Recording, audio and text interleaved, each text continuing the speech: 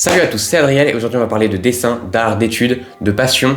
Est-ce que peut-être vous êtes fait pour des études d'art? On va essayer d'y réfléchir ensemble aujourd'hui. En tout cas, je vais vous faire une sorte de retour d'expérience d'un gars qui a 18 ans et qui est en études d'art depuis du coup 1 an et demi maintenant. J'espère que vous êtes prêts, c'est parti! Il faut savoir que moi j'aime varier les passions.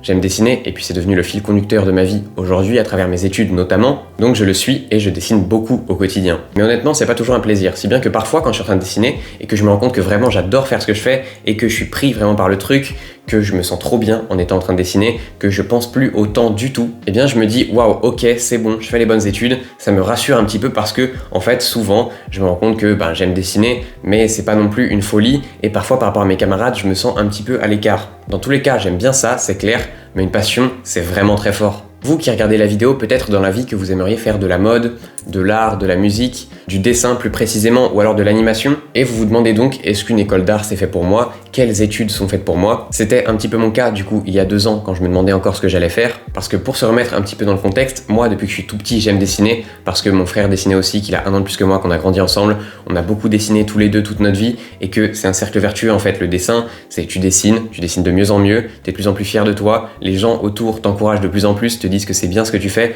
donc forcément ça te fait dessiner encore plus, etc. etc. Tu te retrouves au collège avec le gars qui dessine bien et que tout le monde aime regarder du coup dessiner, et tu te poses la question de est-ce que je vais aller en lycée artistique en STD2A? En tout cas moi c'est ce qui m'est arrivé, sauf que j'ai très vite abandonné l'idée parce que du coup j'aurais dû changer de secteur, du coup j'aurais dû m'éloigner de mes parents, aller peut-être à l'internat, et ça me plaisait pas du tout dans l'idée. En plus de ça du coup comme je l'ai dit j'ai grandi avec mon frère mais aussi ma sœur, et j'avais pas du tout envie de partir dès ce petit âge de 14 ans du coup que j'avais en fin de collège. Donc j'ai abandonné l'idée, je suis parti en lycée général, et comme de toute façon il n'y avait pas de spécialité artistique dans mon lycée, si ce n'est histoire de l'art, et que on y reviendra plus tard mais c'est pas forcément le domaine qui m'intéresse le plus dans l'art, encouragé aussi par mon père qui globalement me disait que c'était la voie qui me mènerait vers toutes les portes, et j'ai pris les spécialités mathématiques, physique-chimie et sciences de l'ingénieur. Rendez-vous compte un petit peu, mais qu'est-ce que je faisais là alors que je voulais faire de l'art dans la vie?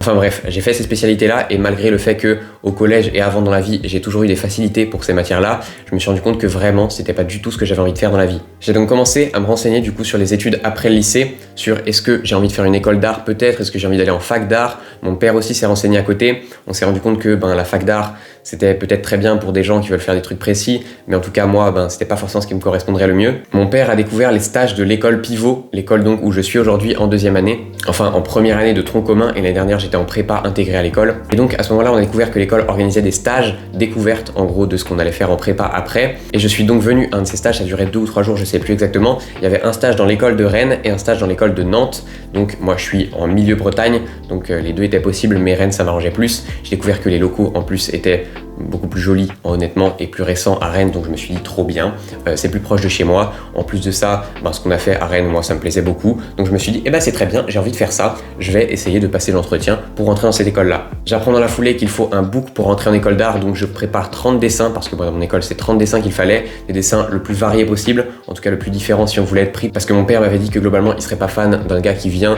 et qui dessine que du manga et qui te montre 30 planches en fait, ou 30 visages de près, ou 30 personnages globalement. Ce qu'il fallait pour rentrer, c'était des trucs assez variés, et ça tombe bien parce que de toute façon, j'en avais déjà pas mal. À ce moment-là, je me décide quand même à en ajouter un petit peu du coup à la liste sur mon book, donc je fais entre 5 et 10 dessins, je crois, assez bossés, de trucs un peu différents, donc du crayon couleur, un petit peu de peinture, un petit peu d'aquarelle, un petit peu de noir et blanc aussi, voilà, plein de choses différentes. Je mets aussi des photos des glass painting que j'avais fait du coup, des peintures à l'acrylique sur du verre, que j'avais fait pour les vidéos il y a 2 ou 3 ans. Je viens passer l'entretien à l'école en amenant mon book et j'ai de la chance du coup, je suis pris, ça se passe très bien. Je me dis ok trop bien, donc je suis pris dans cette école là. Voilà, à ce moment là on est en hiver de l'année de ma terminale, donc je sais qu'il y a le bac en fin d'année, et tout ce qu'il faut pour que je rentre dans l'école, pour que je sois pris vraiment, c'est avoir le bac. J'ai pas besoin de mention particulière ou quoi, donc je me dis ok c'est bon, je lâche complètement les spé de merde là, les maths, la physique et la science de l'ingénieur, ça dégage. Bon j'avais déjà plus science de l'ingénieur en fait, parce que du coup à la base t'as 3 spé et puis t'en as plus que 2, et j'avais enlevé la science de l'ingénieur parce que science de l'ingénieur c'est trop une dinguerie, voilà je le dis.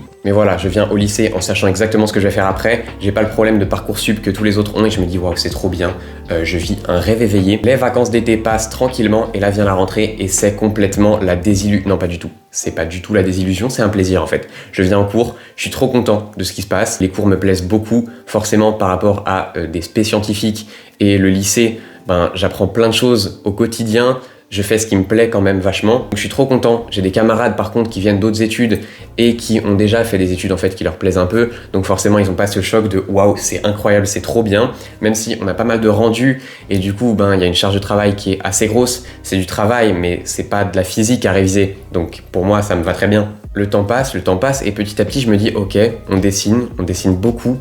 Et peut-être que ça commence à me dégoûter un peu. J'aime toujours beaucoup ça, attention, mais peut-être que ça me plaît moins qu'au début. À ce moment-là, forcément, j'ai un peu peur, je me dis, bon, est-ce que je suis fait pour ça ?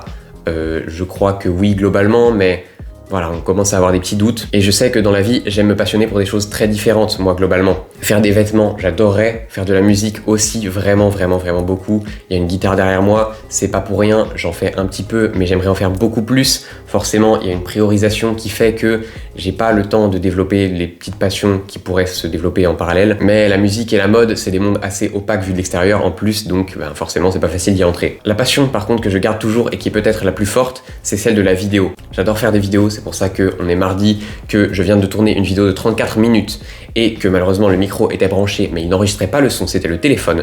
Du coup, j'ai enregistré 34 minutes pour rien dans le vide et je fais cette vidéo une deuxième fois parce que quand même ça me fait plaisir. Voilà, je suis content. En plus, j'adore le cadre, il fait bleu dehors donc c'est trop bien parce que du coup, le ciel bleu, ça fait qu'il y a du soleil. Le soleil, il tape un peu derrière, le plan est super joli, super sympa. Moi, j'espère qu'il vous plaît. Voilà, il y a la plante ici, il y a la peluche que ma copine m'a offert ici, des petites plantes là, ma guitare, un dessin que j'ai fait juste là-bas. Je vous l'affiche d'ailleurs, le dessin, parce que je le trouve vraiment super.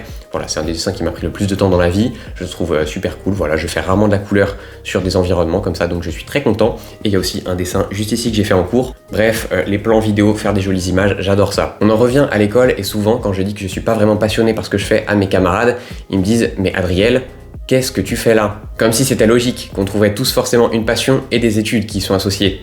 Mais c'est pas le cas de tout le monde. Et moi, même si j'ai pas mal de passion, je développe des trucs à droite à gauche, c'est pas toujours facile de se dire qu'on va faire une seule chose dans la vie. La vérité, c'est que la proportion des gens réellement passionnés par ce qu'ils font dans leurs études ou dans leur travail après, dans leur carrière, elle est très faible. Et que des gens comme moi, c'est logique qu'il y en ait, même dans le monde de l'art. J'ai par exemple un ami qui l'année dernière a été pris dans une école d'ingénieur d'État, donc une école publique. Vous imaginez bien que c'est une petite folie pour entrer là-dedans, le niveau qu'il faut du coup dans les matières scientifiques. Il est donc cette année, je crois, en prépa dans cette école d'ingénieur et il se rend compte en fait que c'est pas ce qui lui plaît, c'est pas ce qu'il a envie de faire dans la vie.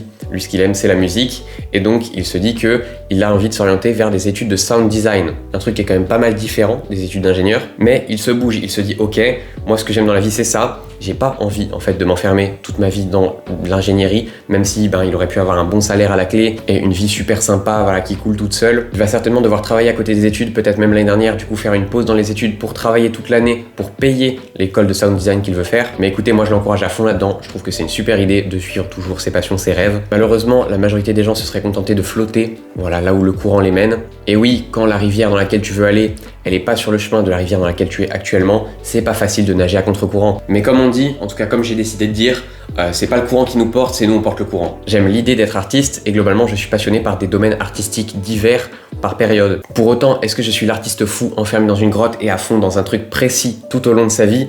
Pas du tout. Pas que ce soit un problème du tout d'être cet artiste qui a trouvé sa passion et qui n'a qu'une passion et qui va à fond. Voilà, le plus important c'est que chacun soit épanoui dans ce qu'il fait, donc évidemment c'est super si vous avez trouvé et que ça vous plaît jusqu'à la fin de votre vie. Mais moi c'est pas mon cas et du coup en un sens est-ce que je suis pas plus proche de la majorité des gens en fait ? Si, probablement. Mais peut-être aussi que la majorité des gens n'ont en fait pas le temps de développer des passions et d'en avoir du coup au quotidien dans la vie. Il y a ceux qui ont une passion et qui vont à fond, ils ont un jardin avec un grand arbre.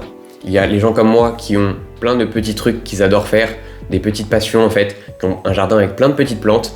Et il y a des gens où malheureusement la vie a fait que ils ont un jardin en friche. Petite référence à la vidéo de Scarblown Animation sur les passions. N'hésitez pas à aller vous abonner à ce mec, il est trop fort, il fait des animations de fou furieux. Par chance, je me dissocie de la majorité des gens en ayant cette tendance parfois à être passionné. Je pense pour autant que je pourrais très bien travailler dans le dessin, dans la mode, dans la musique ou même dans la vidéo. Pour l'instant, je suis sûr de rien et c'est probable qu'en fait, au cours de ma vie, je fasse pas mal de ces choses-là. J'espère d'ailleurs que ce sera le cas. Aujourd'hui, je suis en école d'art et j'y passe un séjour assez agréable, je dois vous l'avouer. Ce que j'aime dans la vidéo et ce pourquoi c'est une habitude que j'ai prise et que je suis pas prêt de lâcher, c'est qu'elle me permet de me découvrir moi-même, de comprendre ce que je suis capable de faire, de comprendre aussi que je suis capable de garder un rythme, même si en école d'art, forcément de toute façon, je suis obligé de garder un rythme parce que la quantité de travaux qu'on a, oh mon dieu, parfois c'est compliqué, franchement. Regardez-moi ça, il faut que je rende ça lundi prochain, c'est censé être une ruelle sombre de nuit.